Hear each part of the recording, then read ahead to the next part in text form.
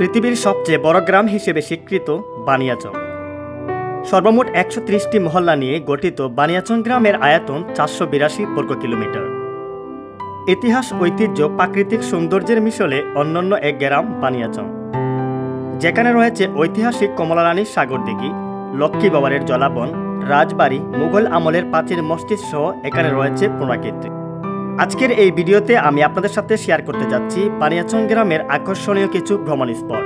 তাহলে চলুন ভিডিওটি শুরু করা যাক। আসসালামু আলাইকুম বন্ধুরা, আবার নতুন আরেকটি ব্লগে আপনাদের স্বাগতম।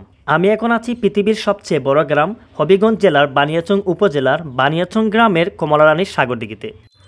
জানা যায় প্রায় দ্বাদশ শতাব্দীতে রাজা পদ্মনাভ প্রজাদের জলকষ্ট নিবারণের জন্য বানিয়াচং গ্রামের মধ্যভাগে একটি বিশাল দিঘি খনন করেন। ৬৬ একর জমির উপর প্রতিষ্ঠিত এই দিঘিটি আয়তনের দিক থেকে দেশের তৃতীয় বৃহত্তম জলাধার হিসাবে স্বীকৃত।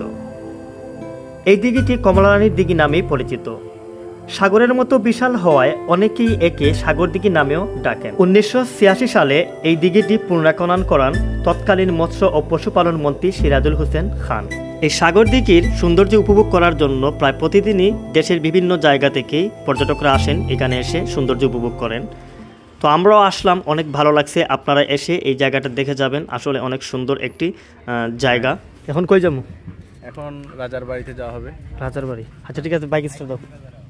সো বন্ধুরা, কমলারানী সাগর দিঘি থেকে এখন আমরা রওনা দিচ্ছি বানিয়াচংয়ের মোস্ট পপুলার একটি জায়গা, সেটা হচ্ছে রাজবাড়ি। ঐতিহাসিক রাজবাড়িতে আমরা এখন চলে যাচ্ছি।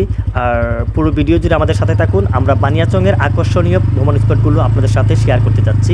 আমরা এখন আছি বানিয়াচংয়ের বড় বাজারে। এই যে দেখুন বড় বাজার, এখানে হচ্ছে সবজির মার্কেটের দেখুন এই মধ্যখান দিয়ে কিন্তু একটি রাস্তা রয়েছে, সেই রাস্তা দিয়ে কিন্তু আমরা রাজবাড়িতে যাচ্ছি। রাজবাড়ির মসজিদ কিন্তু আমাদের সামনেই দেখা যাচ্ছে। এই যে দেখুন এটা হচ্ছে রাজবাড়ির মসজিদ।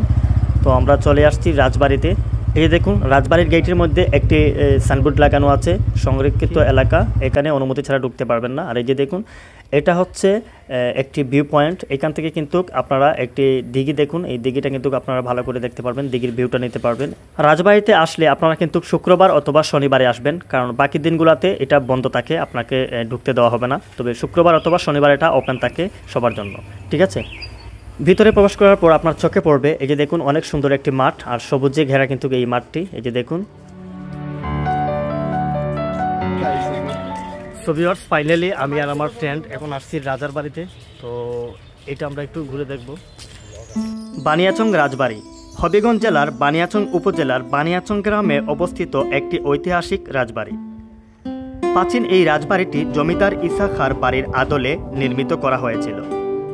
তখনকার সময়ে বাড়ির চারদিকে ফুলের বাগান ও 3টি প্রবেশদ্বার ছিল। মহান মুক্তিযুদ্ধের সময় ঐতিহাসিক এই বাড়িটি পুড়িয়ে দেওয়া হয়েছিল।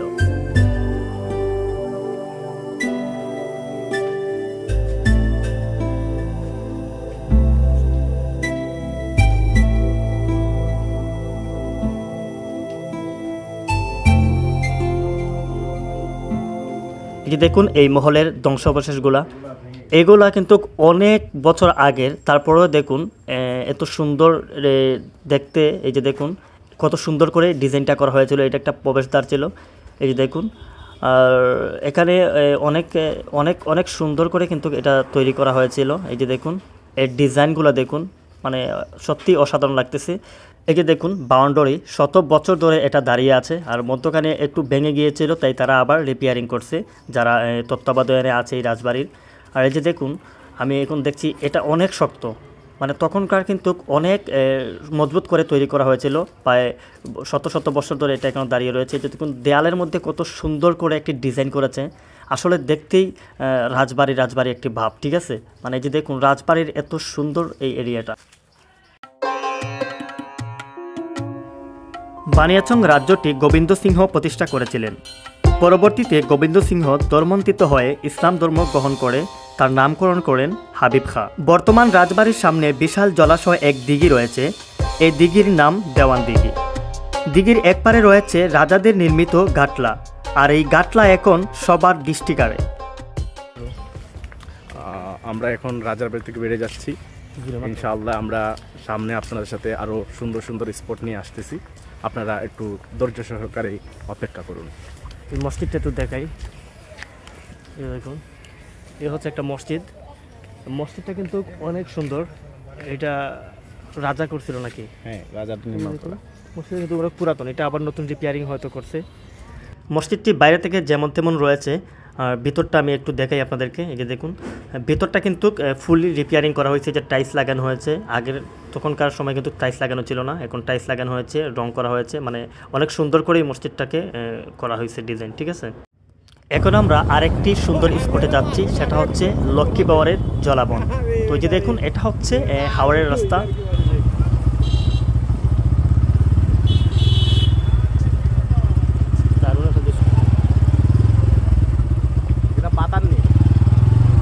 এই সুন্দর দৃশ্যটা দেখতে হলে অবশ্যই বিকেলবেলা আসতে হবে আপনাকে এই হাওড়ের মধ্যে।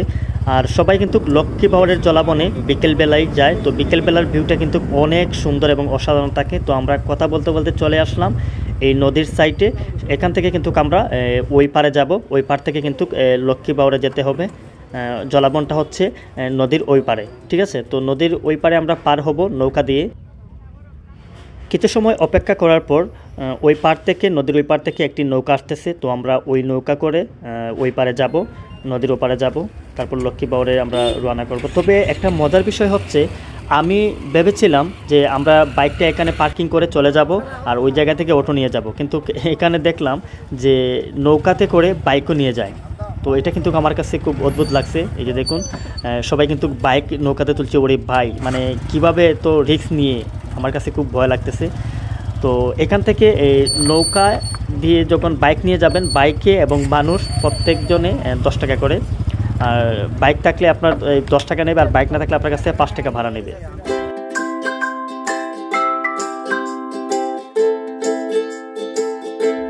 যারা বাইক ছাড়া আসবেন তাদের জন্য একটি টিপস হচ্ছে কি, নদীর ওই পার থেকে কিন্তু অটো পাওয়া যায়, অটো দিয়ে আপনি যেতে পারবেন।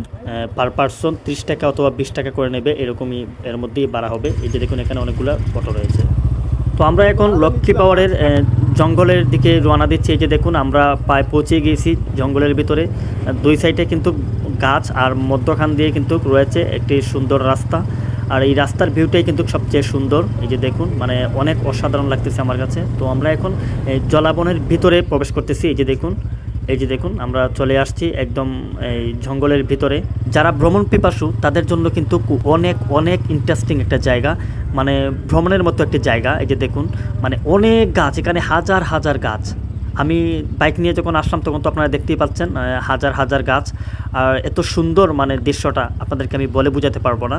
এই যে দেখুন, আর এখানে কিন্তু পিকনিকের ব্যবস্থা করে অনেক লোক এখানে আসে। এই যে দেখুন, এখানে চুলা তৈরি করা আছে অলরেডি, আপনারা এখানে এসে পিকনিকও করতে পারবেন। এই যে দেখুন, মানে এই জায়গাটার নাম কি? এটা হচ্ছে আপনার বানিয়াচং লক্ষ্মী বাওয়ার, যেটা আপনার বইয়ের ভাষায় বলা হয় লক্ষ্মী বাওয়ার। আর আমাদের গ্রামের আঞ্চলিক ভাষায় আমরা যেটা শর্টকাটে বলি হরতির জঙ্গল। হরতির জঙ্গল। আচ্ছা, তো এখানে প্রায় অনেকেই পর্যটক আয় না? এখানে তো হাজার হাজার পর্যটক আসে দিনে, রাত্রে, বিকালে। তো বিকেলবেলা বেশি পর্যটক আসে। এখন তো এই ধানের সিজন, তো এই জন্য মানুষ কম আসে, গরম, প্রচুর গরম, সেই জন্য।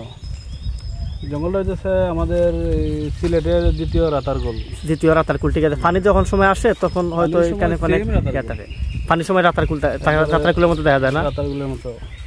তাই তো। জসিম ভাই, এখানে কি আর আসছিলেন আপনি? অ্যাকচুয়ালি আমি এই প্রথমবারই আসলাম এখানে। আচ্ছা আচ্ছা, এই ফার্স্ট টাইম আসলাম। তো এটার নাম শুনছেন? আগের নাম শুনছিলেন? নাম শুনছি, এই প্রথমবার আসলাম। আচ্ছা, তো এই অনেকগুলা গাছ, তো আসার সময় তো ভিউ দেখলাম হাজার হাজার গাছ। একটা জিনিস লক্ষ্য করছেন? আচ্ছা, এটা কি বলছিলেন আপনি আগে লিজ দেয় নাকি কি বলছিলেন? এটা বর্ষাকালে ওই জায়গায় এই যে দেশি মাছগুলো আছে না, এগুলা মাছের জন্য লিজ যায়। এটা ওই বছর গেছে প্রায় 1.5 কোটি টাকা লিজ। পুরা জঙ্গলটাই? পুরা জঙ্গলটাই 1.5 কোটি টাকা। 1.5 কোটি টাকা। তো বর্ষার সময় এখানে মাছ পাওয়া যায়? বর্ষার সময় নয়, যখন বর্ষা শেষ হয়ে যায়, যখন পানিগুলা কমে যায়, তখন প্রচুর মাছ মিলে। ওই জায়গা থেকে মাছ ডাকা, মানে সারা বাংলাদেশে এক কথায় সাফাই হয়। ঠিক আছে ভাই, আপনার অনেক ধন্যবাদ, আমাদেরকে এই জায়গাটা ঘুরে দেখাইছেন, নতুন একটা অভিজ্ঞতা হইলো এই জায়গাতে এসে। আমি আপনাকে একটা জিনিসই বলতে চাই, না বললেই নয়। এখানে আসার পরে আমি যা একটা দেখলাম আর কি, আপনার এখানে যে পাখির যে একটা ডাক, আওয়াজ, এই আওয়াজটা আপনাকে মুগ্ধ করে দেয়। তো ভিউয়ার্স আপনারা এই জায়গাতে আসতে পারেন, এসে ঘুরে যেতে পারেন, নতুন একটা অভিজ্ঞতা হবে। এই জঙ্গল দিকে তো আমরা আসলামই, এটা কিন্তু অনেক বড় একটা জঙ্গল বলতে পারেন, গরিবের অ্যামাজনও বলতে পারেন। তো রাতারকুল, কিন্তু এটা যে ভাই যে বলছিল যে সিলেটের রাতারকুলে যেভাবে এই বর্ষার সময় পানি থাকে, ঠিক এইখানেও এই বর্ষার সময় আসলে এরকমই থাকবে, দেখতে ঠিক এরকমই লাগবে। আমার কাছে কিন্তু খুব ভালো লাগছে এখানে এসে। আপনারা চাইলেও এখানে আসতে পারেন, এসে ঘুরে যেতে পারেন। তো ভাই যে বলেছিলেন যে বাইক নিয়ে আসলে খুব সুবিধা হয়, আর যদি আপনাদের বাইক না থাকে তাহলে কিন্তু ওই জায়গাতে এই অটো পাওয়া যায়, অটো ভাড়া করে নিয়ে আসতে পারেন। এটা খুব সহজে নদী পার হয়ে ওখানে অটো পাওয়া যায়, অটো দিয়ে আপনারা আসতে পারেন।